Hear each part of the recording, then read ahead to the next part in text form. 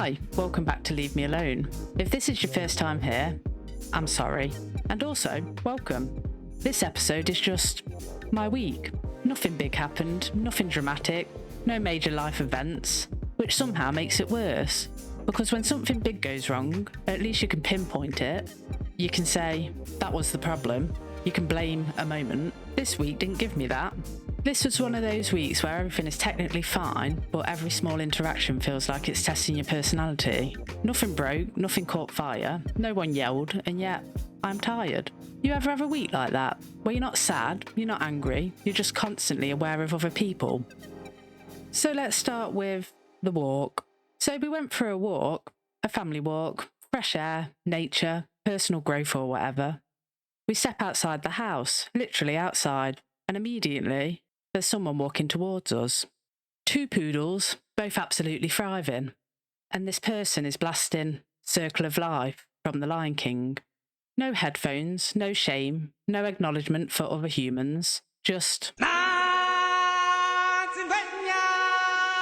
at full volume. This wasn't background music, this was a performance. They weren't listening to it, they were sharing it. Like, this moment needs a soundtrack and you're all part of it. Why do people do this? We invented headphones for a reason. Several reasons. One of them being, no one consented to your vibe. If I wanted to experience Circle of Life outdoors, I would have gone on a safari, or to Disney, or emotionally prepared myself. It's the confidence that gets me. No hesitation, no checking surroundings, just pure main character energy. And it's always someone with a dog. Dogs don't care. Dogs will prefer silence. This was for us. Which brings me to a broader issue. The general public is not okay. At some point, people forgot how to behave in shared spaces. People stop dead in doorways. They walk free wide on the path. They FaceTime on speaker in public bathrooms. Why? Why are we like this? There's this confidence people have that whatever they're doing must be correct because they're doing it. No self-audit, no awareness, no internal voice saying, maybe I'm the problem. And I don't want to sound mean, but I do want to sound accurate. This is why I avoid people, not because I hate them, because I don't trust their judgment. Which leads me to my next decision. I brought a walking pad on Amazon. This is who I am now. I decided I wanted to better myself physically and mentally without leaving the house. So, yes, I do go to the gym, but let's be honest, the gym is effort. That's why I go at 5 a.m. Not because I'm disciplined, because no one's there. No eye contact, no waiting for machines, no motivational speeches happening near me. The walking pad is perfect. I can walk, I can dissociate, I can stare into nothing, and I can improve myself without leaving the house or speaking to anyone. And if you ask me, this is growth for introverts. Do I look ridiculous? Yes. Do I care? No. I'm walking towards mental health in socks, in my own house, away from the public. That's peak evolution, which is exactly when life reminds you you don't get to optimise everything. You can control your steps, you can control your environment, you can even control when you see other people. But some systems don't care how prepared you are. So let's do a quick pivot.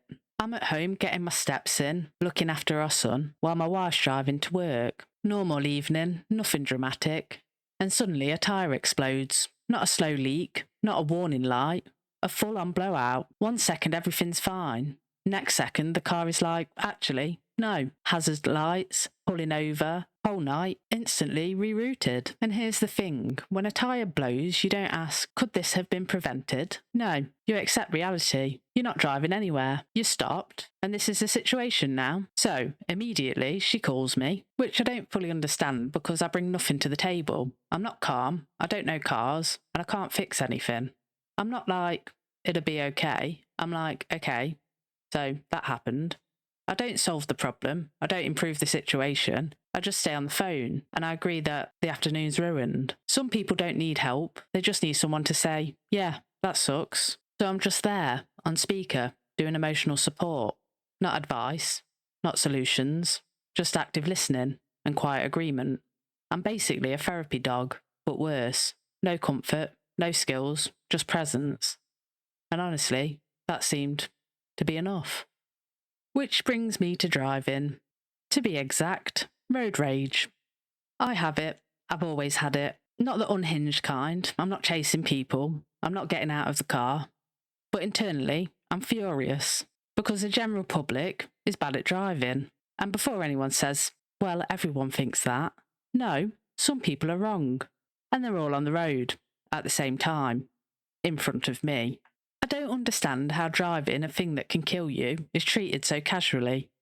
People drift, they brake for no reason, they don't indicate, or they indicate after they've already turned.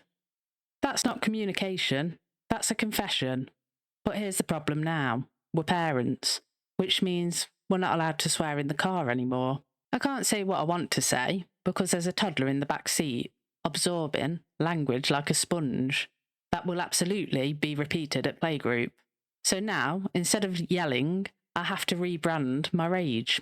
I'm like, wow, that person made a choice. That was interesting driving. Oh, okay, sure. Which somehow makes me angrier, because the emotion is still there. I'm just wearing business casual now. Like, have you ever felt rage, but politely? It's exhausting. And then there's my wife. My wife is usually calm, reasonable, and above it. And then we had a child, and now she doesn't say anything. She just starts flipping people off. No words, no yelling, just the finger.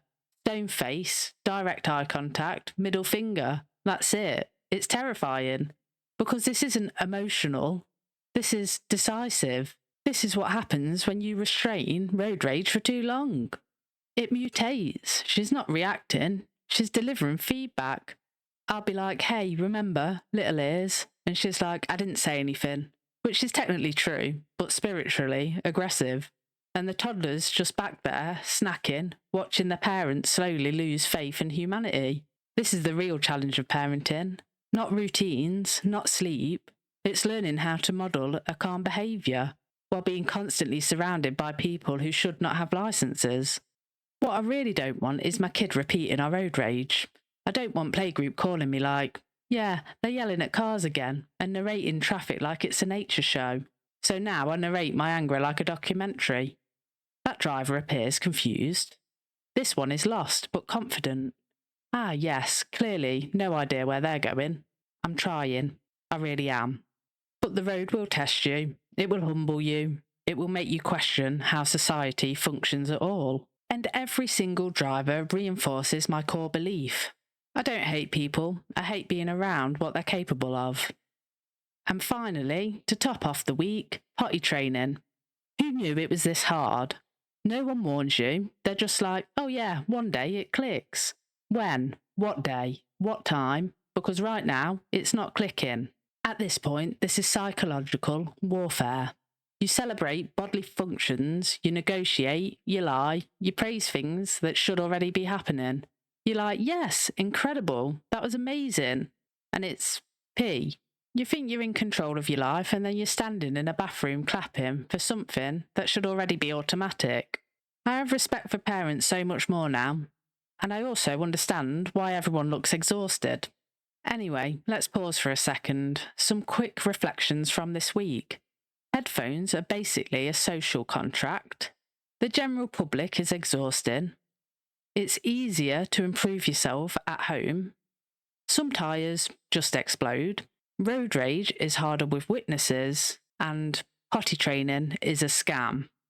So, keep that in mind. Yeah, that was my week. Nothing dramatic, nothing groundbreaking, just small moments that remind me why I prefer quiet, routine, and staying inside. If you relate to any of this, especially the road rage part, we're the same person. And I'm sorry. This has been the Leave Me Alone, the Antisocial Podcast. If you're listening to this while driving, please don't flip anyone off. Take care of yourself, stay inside, mind your business, and always leave me alone.